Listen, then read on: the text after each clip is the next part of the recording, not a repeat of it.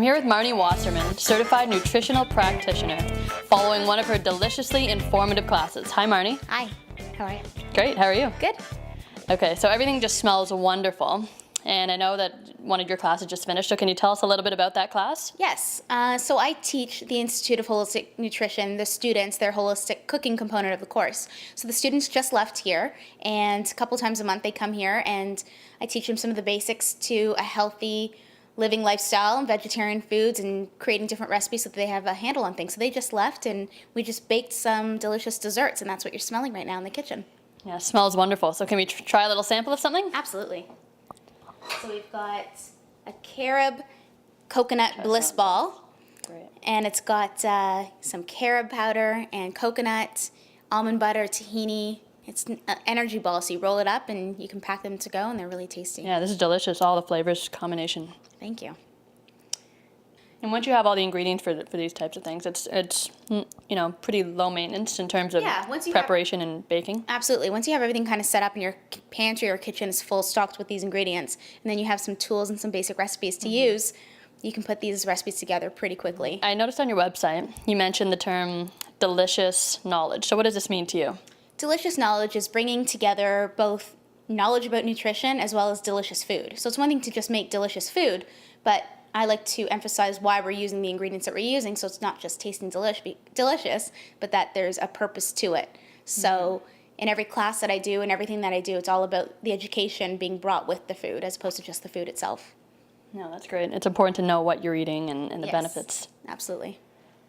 So being that we're all urbanites and we're all living in the heart of the city in Toronto, and so what do you think of how's Toronto doing in terms of providing fresh fruits and vegetables? Ontario is just a haven for tons of fresh produce. So I think if people stick with that and find out where they can go to a local farmer's market or get a hold of a delivery bin, a CSA that can come to their door, then there's lots of options for people. So I'm proud of the way Toronto's been going with all of that. What do you think of the growing awareness of, holistic eating and, the growing number of restaurants that are incorporating this approach? And are you surprised or?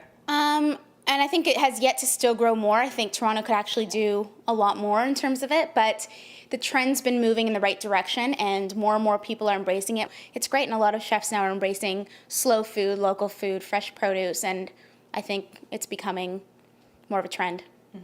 Hopefully a trend that will stay. Yeah, I hope so too. Yeah.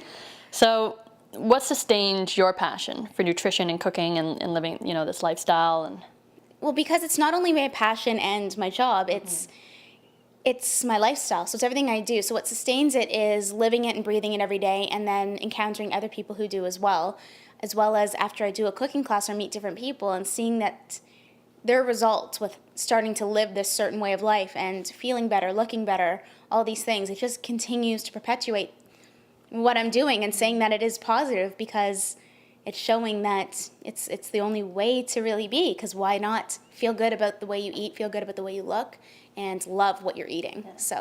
and helping others feel the same way. That must be a great feeling. Absolutely. Can you share some important tips for maintaining good health? Yeah, the simplest thing that people can start doing is start adding more fruits and vegetables into their everyday life. And vegetables meaning green leafy vegetables, kale, chard, bok choy. That's the first step to building health, and then just more fruits. And not so much about cutting out things, which ultimately might be the goal for some people, but just getting more of the good stuff in, more whole grains, less processed foods, less packaged stuff. They're going to start, and then just having a happy lifestyle, doing yoga, exercising, all that fun stuff, but cleaning up the diet and going as whole foods based as possible is the key. Good place to start. Yeah. Has someone passed along great words of advice to you? And, if so, what were they?